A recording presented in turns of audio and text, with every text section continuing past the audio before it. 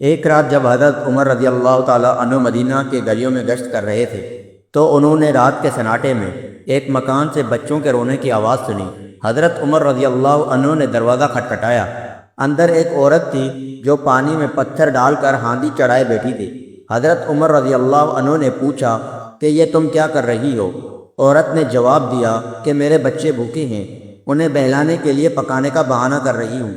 یہ سن کر حضرت عمر رضی اللہ عنہ اللہ کے خوف سے لرز گئے۔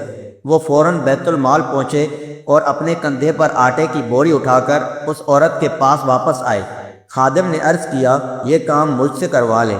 حضرت عمر رضی اللہ عنہ نے جواب دیا کہ قیامت کے دن بھی میرا بوجھ تم اٹھاؤ گے۔ پھر اپنی نگرانی میں اس ماں کے لیے کھانا بنایا اور بچوں کو کھلایا۔ ایک بادشاہ کے باغ میں کئی حصے تھے، ہر حصے میں عمدہ پھل لگے تھے۔ بادشاہ نے ایک آدمی کو بھیجا کہ باغ سے بہترین پھل توڑ کر لائے، لیکن شرط یہ تھی کہ جس حصے سے گزر جائے واپس نہیں آ سکتا۔ وہ آدمی پہلے حصے میں پہنچا، وہاں اچھے پھل دیکھے، مگر سوچا کہ شاید اگلے حصے میں اس سے بہتر مل جائیں۔ یوں وہ ہر حصے سے گزرتا گیا، ہر بار یہی امید کرتا رہا کہ آگے بہتر پھل ملیں گے۔ آخرکار وہ آخری حصے میں پہنچا، لیکن وہاں کوئی پھل نہ تھا۔ اب نہ واپسی کا راستہ تھا، نہ ٹوکری میں کوئی پھل۔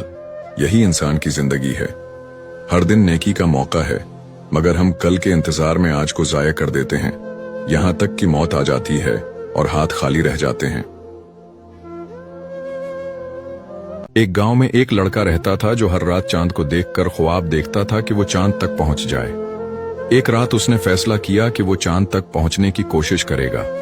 وہ پہاڑوں پر چڑھتا گیا، دریا پار کرتا گیا، لیکن چاند ہمیشہ دور ہی رہا۔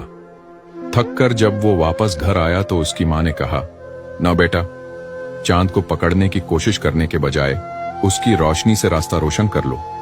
لڑکے نے یہ بات سمجھی اور اس نے چاند کی روشنی میں کتابیں پڑھنا شروع کی۔ کچھ سالوں بعد وہ ایک بڑا عالم بن گیا۔ نتیجہ، خوابوں تک پہنچنے کے لیے راستہ تلاش کرو، بے مقصد دوڑنے کے بجائے جو کچھ تمہارے پاس ہے اسے استعمال کرو۔ امید ہے یہ کہانی پسند آئی ہوگی۔ حضرت داؤد علیہ السلام کی قوم بندر اور خنزیر کیسے بنی؟ اس قوم نے ایسی کون سی نافرمانی کی تھی کہ جس پر اللہ تعالیٰ نے ان کی شکلوں کو بندر اور خنزیر کی شکلوں میں بدل دیا۔ قرآن میں ایسے لوگوں کو اصحاب سبت کہا گیا ہے۔ اصحاب سبت کا ذکر اللہ تعالیٰ نے سورہ البقرہ میں ارشاد فرمایا ہے۔ اصحاب سبت بنی اسرائیل سے تعلق رکھتے تھے۔ بنی اسرائیل کے لیے ہفتے کا دن عبادت کے لیے مقرر تھا اور اس دن مچھلی کا شکار کرنا منع تھا۔ یہ حضرت داؤد علیہ السلام کے زمانے کے لوگ تھے۔ بحر قلزم کے کنارے ایلا نامی ایک شہر آباد تھا۔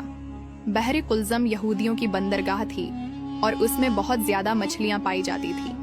یہاں کے لوگوں کا پیشہ مچھلیوں کی تجارت تھا۔ وہ مچھلیاں پکڑ کر خود بھی کھاتے اور دور دراز کے علاقوں میں بیچا بھی کرتے تھے۔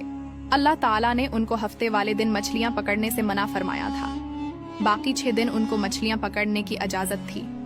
جب اللہ تعالیٰ نے ان کو ہفتے والے دن مچھلیاں پکڑنے سے منع فرمایا تو ان کی قوم 3 گروہوں میں بٹ گئی۔ ایک گروہ نے ہفتے والے دن مچھلیوں کا شکار شروع کر دیا اور دوسرا گروہ وہ تھا جنہوں نے ان کو ایک بار منع کیا۔ جب دوسرے گروہ نے دیکھا کہ وہ لوگ باز نہیں آنے والے تو انہوں نے خاموشی اختیار کر لی۔ تیسرا گروہ وہ تھا جو آخری دم تک ان کو سمجھاتا رہا کہ ایسی غلطی نہ کرو جو خدا کے عذاب کا سبب بنے۔ انہوں نے کسی کی بھی بات نہ سنی، وہ شکار کرتے رہے۔ اللہ تعالیٰ نے ان کے لیے مزید آزمائش پیدا کر دی اور ہفتے والے دن سمندر میں مچھلیوں کی تعداد باقی دنوں کی نسبت زیادہ ہو جاتی۔ یہ دیکھ کر نافرمان گروہ میں مزید شکار کی طلب پیدا ہوتی گئی۔ وہ ہیلے بہانے کے ساتھ شکار کرتے رہے اور شیطان بھی ان کو اس شکار کرنے پر ابھارتا رہا۔ شیطان ان کو کہتا کہ تمہارے لیے ہفتے کے دن مچھلی کھانا حرام ہے، لیکن پکڑنا حرام نہیں ہے۔ اس طرح اس گروہ نے مچھلیوں کا شکار جاری رکھا۔ انہوں نے بحر قلزم سے چھوٹے نالے نکالے جن کے ذریعے پانی تالابوں کی طرف آ جاتا۔ مچھلیاں بھی پانی کے ساتھ جب آتی تو وہ پیچھے سے پانی بند کر دیتے۔ اس طرح وہ پورا ہفتہ مچھلیوں کا شکار کرتے تھے۔ اللہ تعالیٰ نے ایسے لوگوں کو جنہوں نے مچھلیاں پکڑنی جاری رکھی ان کو سخت عذاب دیا اور ان کی شکلوں کو تبدیل کر دیا۔ ان لوگوں نے بظاہر اپنی چالاکی دکھائی اور ہیلے بازی سے شکار جاری رکھا، اللہ تعالیٰ نے ان کو ایسا عذاب دیا کہ ان لوگوں میں سے نوجوانوں کو بندر بنا دیا اور بوڑھوں کو خنزیر بنا دیا، کیونکہ وہ بوڑھے ان نوجوانوں کو نہیں روکتے تھے۔ جب وہ بندر اور خنزیر بنے تو وہ ایک دوسرے کو پہچانتے اور روتے تھے، مگر اب کیا ہو سکتا تھا؟ یہ 3 دن تک اسی طرح زندہ رہے۔ 3 دن کے بعد اللہ تعالیٰ نے اس گروہ کو ہلاک کر دیا۔ اس گروہ میں تقریباً 12,000 لوگ تھے، جبکہ باقی 2 گروہ اس عذاب سے محفوظ رہے۔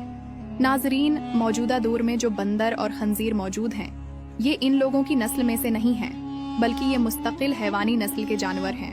دوستو، اللہ تعالیٰ سے دعا ہے کہ ہمیں اپنے احکامات کے مطابق زندگی گزارنے کی توفیق عطا فرمائے۔